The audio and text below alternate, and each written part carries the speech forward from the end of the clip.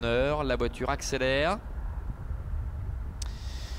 Et Atlas de Moutier prend un bon départ d'ailleurs avec Elf du Château qui assure un petit peu le coup à l'extérieur. Harper Seabrook, Kazakh jaune et vert est pour l'instant en troisième position. Et c'est Dexter Blue qui ferme la marche. Il se dirige ainsi vers le premier tournant avec Atlas de Moutier et Xavier Beauvais qui domine la situation avec Elf du Château et Marc-André Beauvais qui se rapproche à son extérieur, qui accélère d'ailleurs pour offrir ainsi à dos à Atlas de Moutier que ce petit peloton, ce mini peloton je dirais même, qui est en file indienne.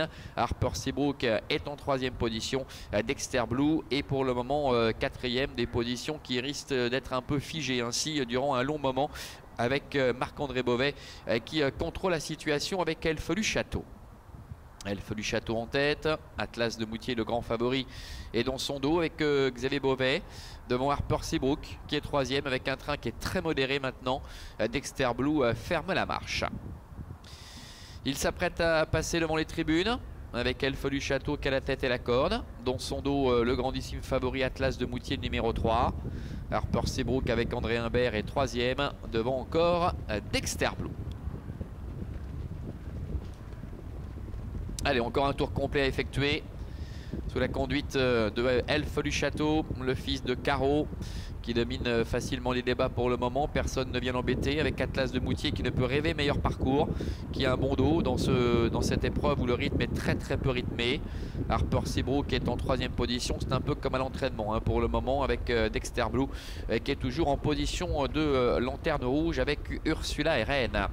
Ils abordent bientôt les 1100 derniers mètres avec Elf du Château qui a contrôlé les bas dans son sillage. Trotte Atlas de Moutier devant Harper Seabrook et Dexter Blue. Dernier kilomètre. L'avantage toujours pour le numéro 5 Elf du Château. Atlas de Moutier est juste derrière.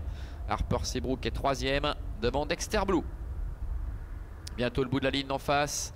Ça ne bouge pas, personne ne met le nez à la fenêtre pour le moment avec toujours Elf du Château qui est au commandement avec en deuxième position Atlas de Moutier. La troisième place pour Harper Seabrook et la quatrième pour Dexter Blue. Bientôt les 500 derniers mètres. Toujours sous la conduite de Elf du Château avec Atlas de Moutier. Elf du Château qui peu à peu hausse le ton avec en troisième position Harper Seabrook. Dexter Blue qui a un petit peu de mal dans le tournant et quatrième un petit peu débordé. Entrée de la dernière ligne droite avec Elf du Château qui a l'avantage et voilà Atlas de Moutier qui se décale maintenant de son sillage. En troisième position Harper Seabrook devant Dexter Blue. Les deux représentants de Myriam Beauvais qui luttent maintenant pour la victoire avec Elf du Château qui est à la colle avec à l'extérieur Atlas de Moutier le grand favori qui prend l'ascendant maintenant. Alors qu'en troisième position trotte Dexter Blue.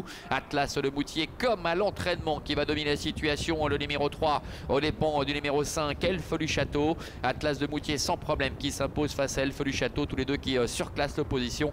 Dexter Blue, le numéro 4 termine troisième devant le 2 Harper Seabrook. Voilà, succès sans aucun problème et logique du grand favori déférer les 4 pieds aujourd'hui. Atlas de Moutier qui de plus a pu bénéficier d'un parcours idéal.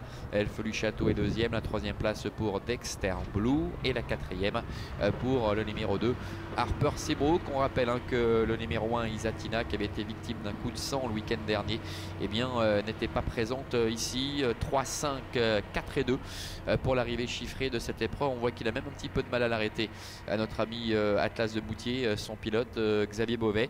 Ça fait 46 pour l'entraînement de Marc-André Beauvais. Ça fait 34 pour la drive de Xavier Beauvais depuis le début de la saison.